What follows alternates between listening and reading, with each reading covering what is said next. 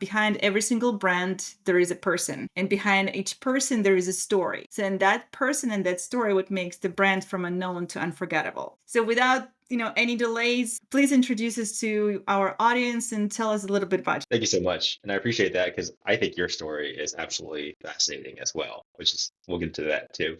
My name's John. I am a physical therapist by training, and I am the CEO of Pickle. Pickle is a job board and AI matching talent platform for healthcare workers where you can match instantly with hundreds of the coolest companies and thousands of available roles across healthcare, whether that's a telehealth role, a flexible role, or a non-clinical role. And we built this for clinicians because as a clinician, I found that it was hard to find all the cool jobs in one place. And I couldn't really find an answer to what else could I do with my clinical training. So we built AI to do it. This sounds fascinating. Can you tell us the journey? How did you come up with it? And by the way, I'd love to hear this story. How did you come up with the name? It's so catchy, but it makes me hungry. Absolutely. So we came up with the name Pickle after we moved out of closed beta. We ran our closed beta as Next Degree. We had about 1,000 clinicians sign up in just a few months, and we talked to them. And a theme came up over and over that we couldn't ignore. And the theme was I want to be able to pick the path for my career. I want to pick what I do with my training. I want to pick the best decision for myself, my family, my aspirations for healthcare, and my future. This word pick kept coming up. So we made the decision based on talking to 400 or more of our users that this is kind of the aspiration that we all want in healthcare. And I think across our generations, actually, you should be able to pick the role in the future that makes sense for your passions, your ambitions, your family, your career. And that's how we came up with the name Pickle. And it's so far it's been pretty good, I think. As far as how Pickle, yep, Pickle. So as far as how we came up with this company, my background is I am a physical therapist by training, and I actually used to train professional athletes and college athletes and high school athletes and things like that out on the West Coast as a physical therapist. But in the mid 2010s, I was living in Portland, Oregon, and they were going through the homeless and the opioid crisis. And I made the decision to switch to community health because I wanted to help people in my community that really needed it. I worked with a lot of women's health patients, a lot of oncology patients, a lot of autoimmune patients, homeless, uninsured, undocumented immigrants. And it was really, really, really appealing and really rewarding for me to take what I learned in pro sports and apply that high quality care to people who had fewer resources, right? Because everybody deserves great care. Where my story turns is COVID. I think the first wave of COVID was impactful to so many people, patients, businesses, clinicians. It really is kind of this unique time in history that we'll be telling our kids and our grandkids about for a long time. But working in that setting where I was working with people who had gone through chemo or working with people who had less resources or people who are homeless, like I really, really saw the burden of what it was like to live in a system where healthcare was so expensive and not being able to get the treatment you needed, or even being able to to stay at home from work, impacted the health of your entire family. And so I worked during this first wave. It was really intense. And after the first wave, in about May 2020, Oxford announced they were making the first COVID vaccine, University of Oxford in England. At that point, I made the snap decision to go to Oxford. Specifically, I applied to business school in about a week because I wanted to be part of that ecosystem where they were creating this scalable change in healthcare with all of this big pharma and grant money and all the intellectual horsepower of Oxford. So 90 days later, I was in Oxford for a business school and I started working with a bunch of startups. I worked with the chief medical officer of Bayer Pharmaceuticals as well, and just kind of diving headfirst into like what the future of healthcare and technology could look like. After I finished business school, I spent the next 2.5 years in London working in consulting for a small little consultancy called Idea Pharma. And Idea Pharma is absolutely wonderful. They are a firm where big pharma goes to for their early stage molecules, and Idea Pharma has to help turn them into medicines.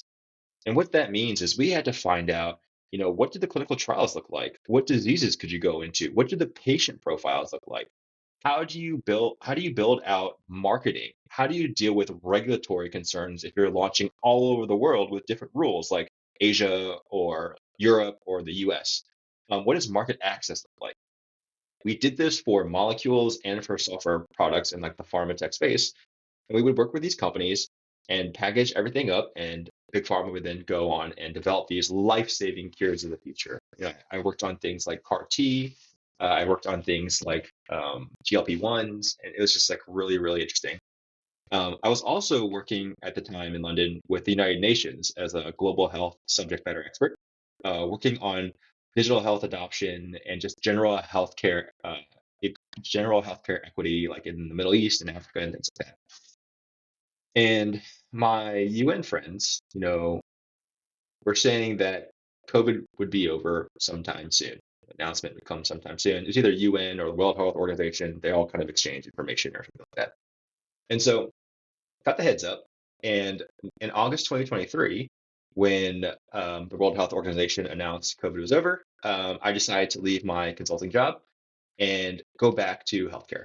And specifically, I started Pickle with two co-founders I met from Oxford because we realized that the engine of healthcare is its people, right? The people that take care of you and me and our families and our loved ones, the clinicians, the doctors, the nurses, the therapists. These people are the thing that make healthcare go. Yet at the same time, post pandemic, there was so much burnout and there were so many challenges in healthcare that clinicians were having a hard time matching their mission and their clinical skills with roles that they could grow into. And we felt that not being able to even know what you could do could lead you even further down the path to burnout. So we built Pickle.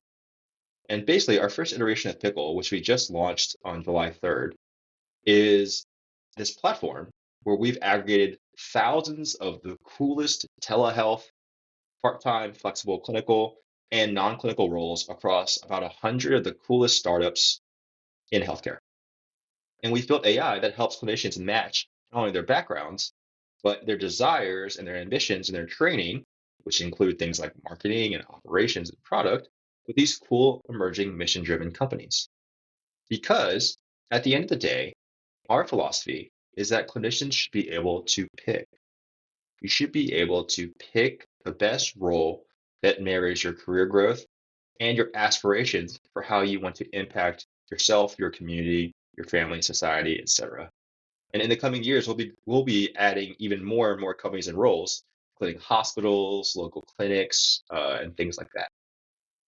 That sounds very inspiring and amazing. And basically, you're taking care, a good care of people that will be taking care of us, right?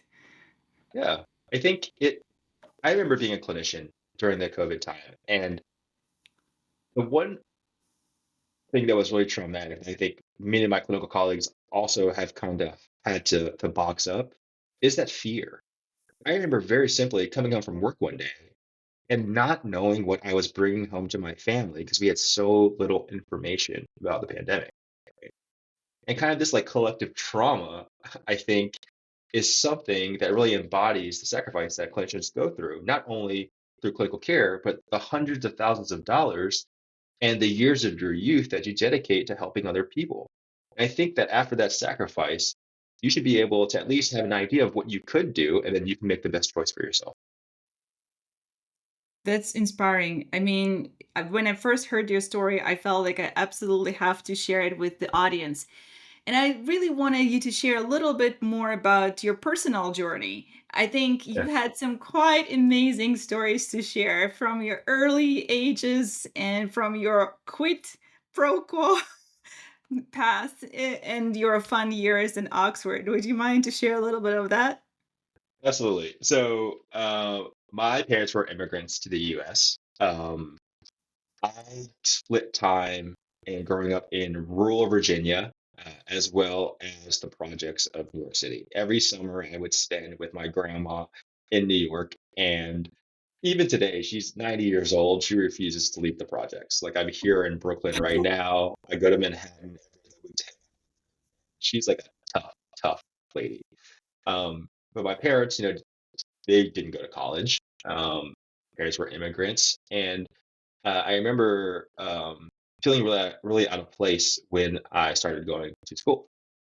I have a firm belief that little boys are not as smart as little girls. Oh, come And on. the reason why is I remember being 5 years old and I wanted to be like a fire truck, right? And I'm sure my mom's thinking like, you want to be a fire truck. Like, what are you thinking, kid? But the first job that I really remember wanting was I wanted to train professional athletes. So I started off my career training athletes. I did my undergrad at University of Virginia, where I was an athletic trainer. I did my doctor of physical therapy degree at ECU. I did an orthopedic residency, did a sports fellowship in Texas. I moved to Portland, and I actually was training college and professional athletes, like in Portland, in that whole Nike ecosystem, right? Everything flows. I was working with people from the MLB, NFL, Olympians, etc. And that was like a really, really cool thing as like a kid who'd always wanted to work with pro athletes.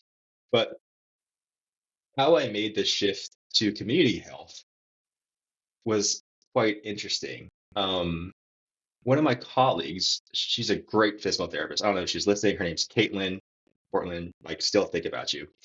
She was treating this 90-year-old man, and this man only wanted to pick up his great grandkids.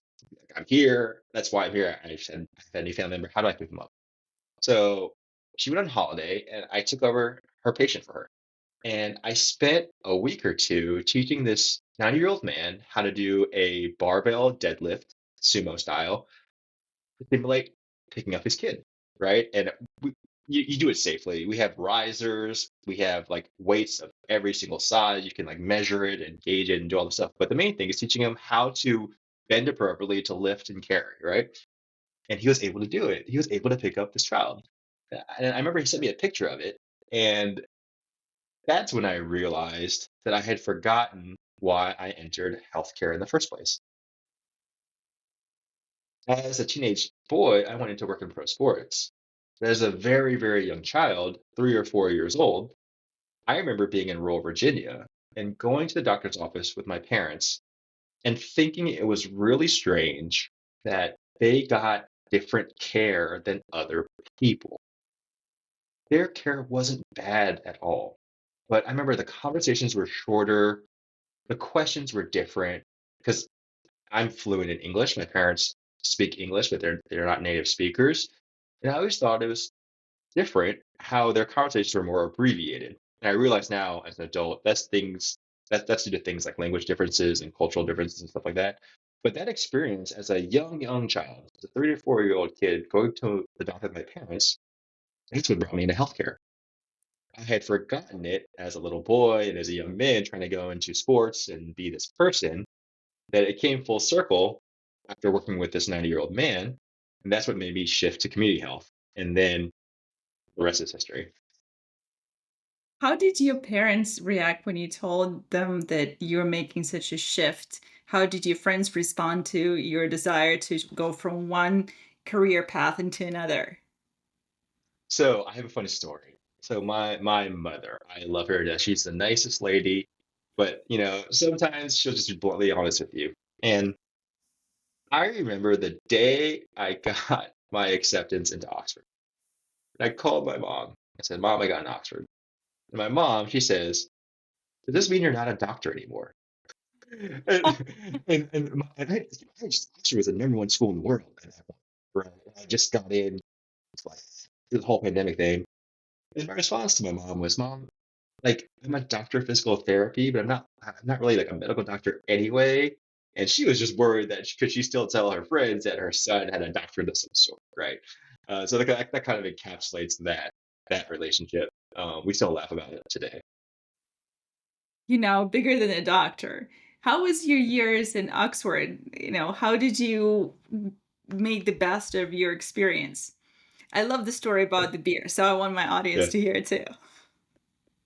So Oxford is an amazing place, especially as an American. Like I know that you're European. As Americans, we don't really think about what life is like outside. But for me, it was really crazy to go to a school that was 1,000 years old and 4 times older than the US, because I had never even thought about living outside the US before. Right? And then what happened was Oxford spent about 2 or 3 months in lockdown. The whole UK did. So I had sold my house and quit my job and sold everything I owned and gone to this foreign country that I had never been to before.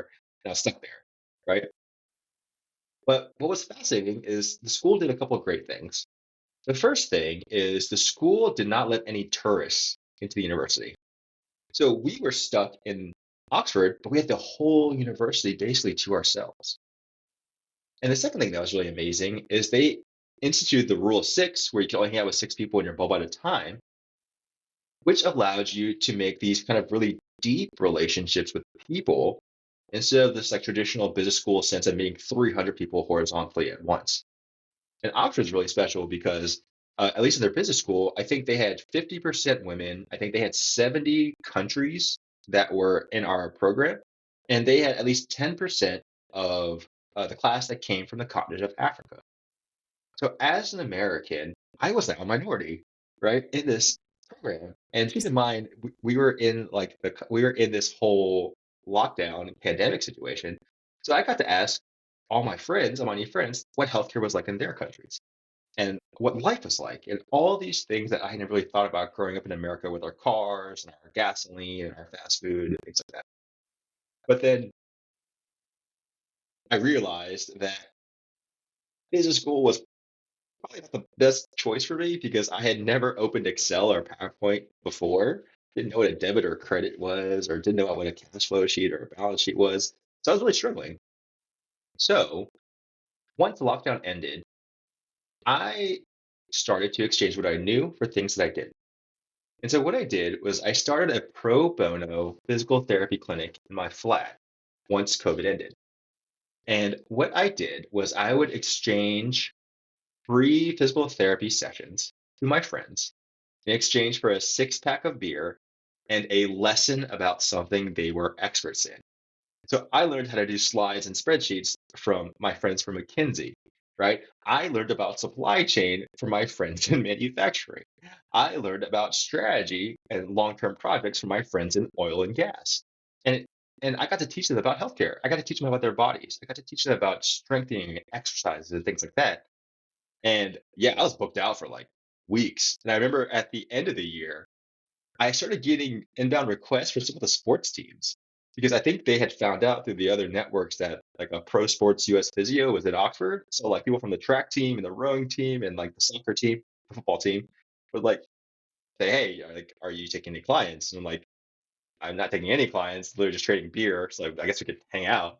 But yeah, that's how I really set up my development in the business sense, especially considering Oxford's only a 1 year MBA. so We you definitely basically shared the beer. We definitely shared the beer you afterwards shared too. the no, this is great. So you basically double down on the Oxford opportunity, got 3 degrees or 4 degrees in one. Yeah. I learned a lot. I don't know how many degrees I got. You know, I got my MBA, but really, it's such a rich place to learn from different people and different cultures. And I imagine like Cambridge is probably the same, but we don't talk about Cambridge. So That's amazing. So now you're a brand new entrepreneur with the new company, and you guys launched what several months ago, right? Officially, fully live, right?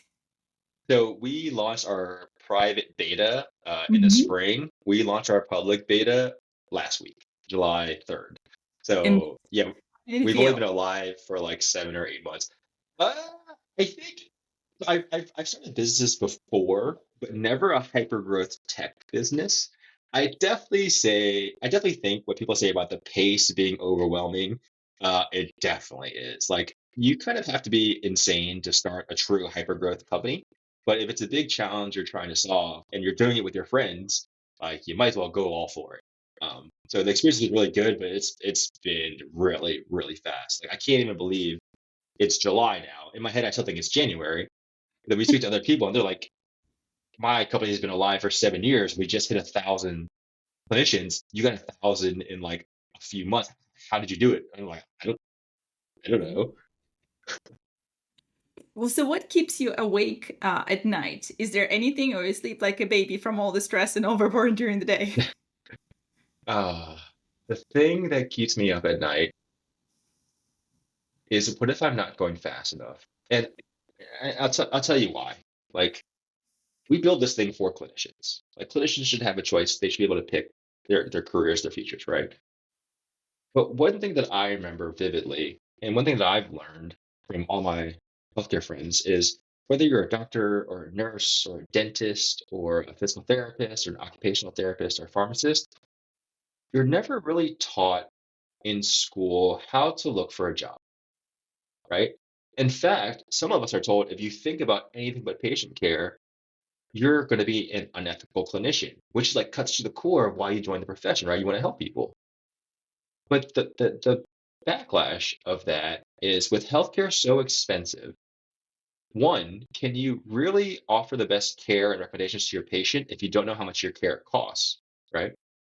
And two, with how expensive it is in the US to become a clinician, how do you buy a house or have a family if you don't know how to manage your debt? So you have this big debt load, right? You have this mission of saving people, helping people, but you don't really know how to marry the two. So what do? Well, you come out of school, you never learn how to look for a good employer, a good job. You're obviously focusing on the only number that you can think of, which is salary.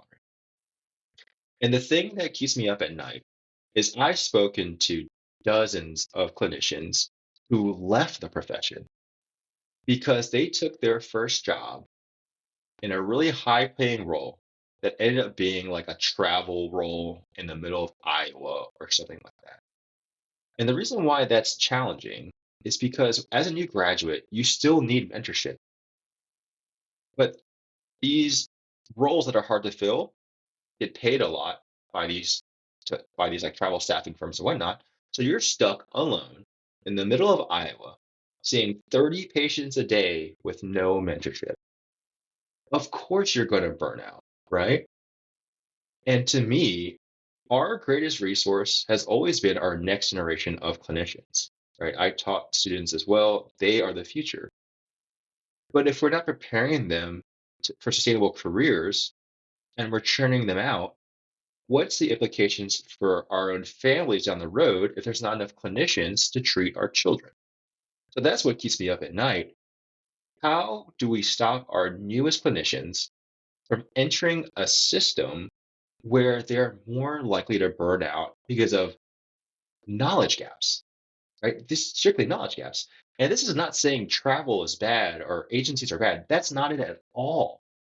But I'm saying that the ability to function in an independent area without any support comes at a cost, and that cost is minimized if you have more experience and you know what you're getting into versus being fresh out of school, especially during COVID in some of the hardest settings you could have ever imagined without any support.